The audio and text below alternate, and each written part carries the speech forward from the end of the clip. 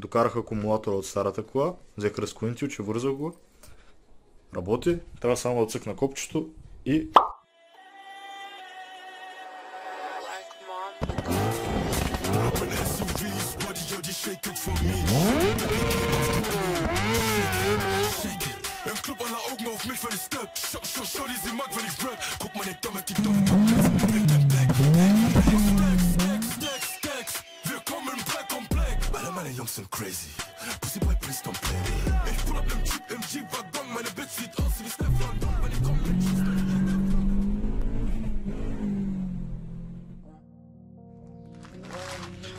Така, взех GoPro-то да се вижда малко по-хубаво перспективата. Схемата е сега махаме тези болчета, които трябва да са 3 на фар и после трябва да разтопим лепилото между фара и стъклото, че да може да ги отделим. По принцип на клипа с енджелките това го правих с хейтгъна, но сега ще го направим във фурната, защото имам по-малък шанс да преебем нещо и става по-лесно.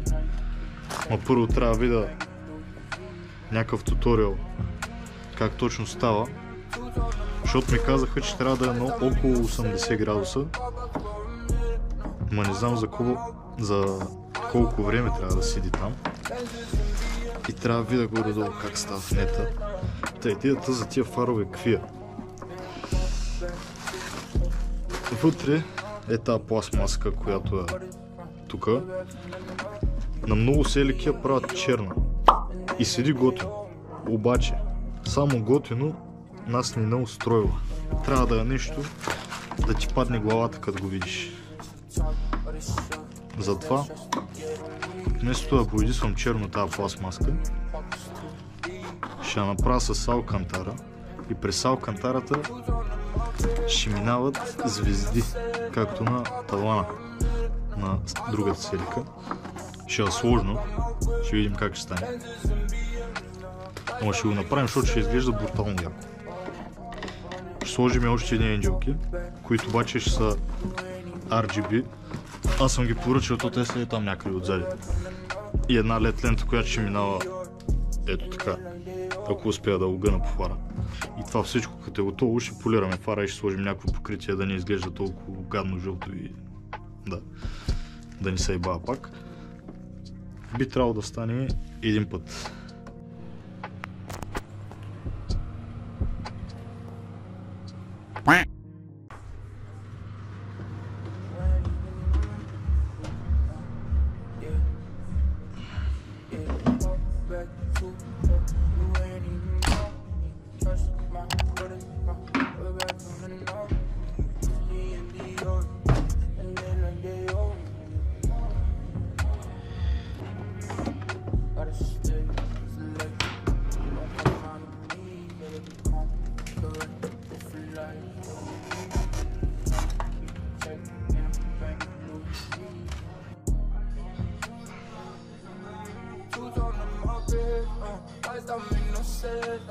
То вече се лепна. Сега да не бъркам страната надълго.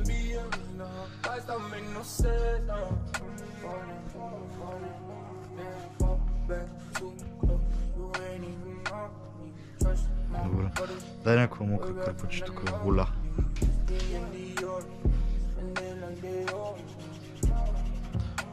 Добре. Харесва.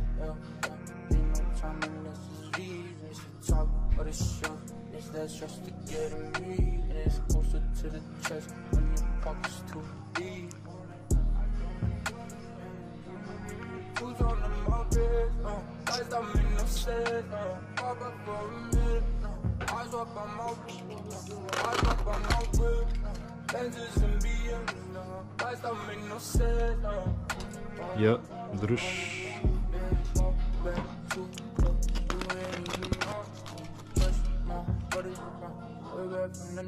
Трябваше да го помисля малко преди да реша да лепя тапицерия в спалнята, защото в момента не мога да дишам, като цяло ще умра най-вероятно.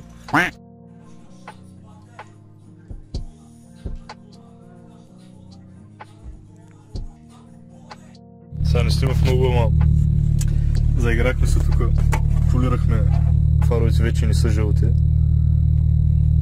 са перфектни, ама са бая по-добре. Фолирах тия за мигачите. Сега ще отидем вкъщи да ги сглобим, да видим как ще седи горе-долу готово. И остават само звездите да се пробият през поне пластмаса, да тапицирах. И енджелките, защото тия дете имам сега изгърмяха. И една лед лента може би ще сложа да минае така, ама ще видим. За нея не е много сигурно. Но като цяло сме почти готови. Така сега ще ги доближим максимално до визията, която гоним. Ще ги изгубим работите и ще видим горе-долу как ще изглежда като е готово. Така. Може да видите, че е на балончета, ама за без пари толкова като цяло. Това сега само с тия. Сега ще сложим и тапицираната пластмаска, отгоре стъклото и ще видим горе-долу как ще изглежда като е готово. И да.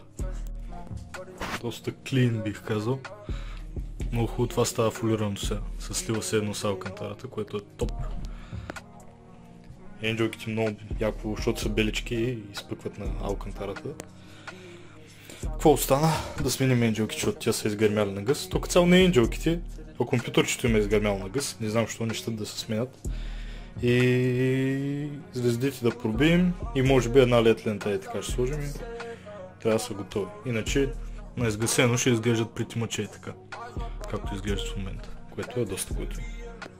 Звездите най-накрая дойдаха след един месец чакане. Почнахме сега да дупчим фара, да направим около 90 дупките звездите с 100 на фар и ще ги пъхаме и трябва мислим с какво да ги лепим, защото сега нямаме нищо още. Сега ще направим дупките другото после.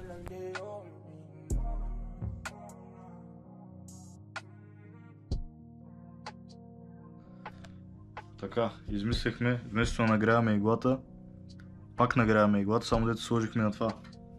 И сега дупчи 50 пъти по-лесно, без да се мъчим, без да трябва да го изкарвам 5 дена с клещите. И 10 пъти по-лесно, така че улеснихме работата.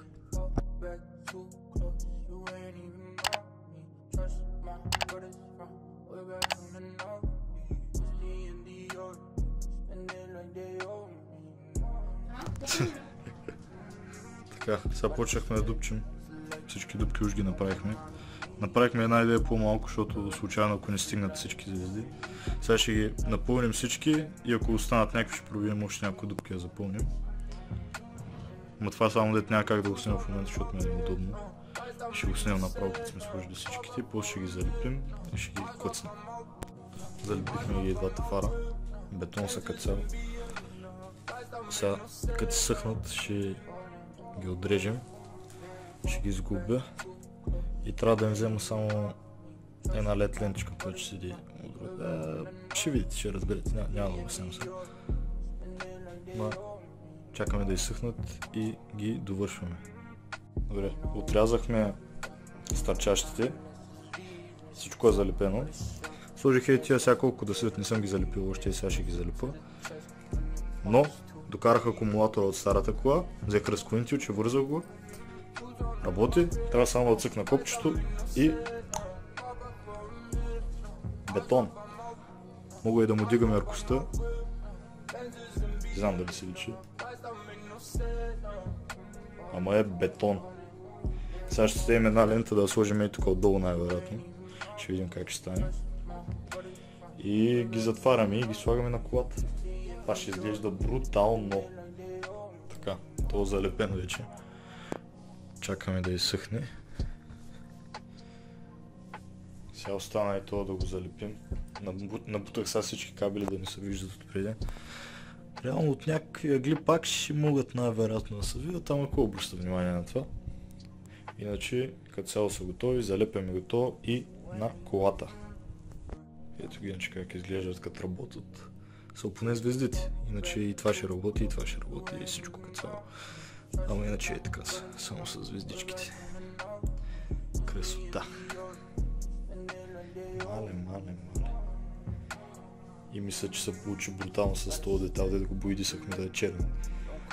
Вързва се перфектно.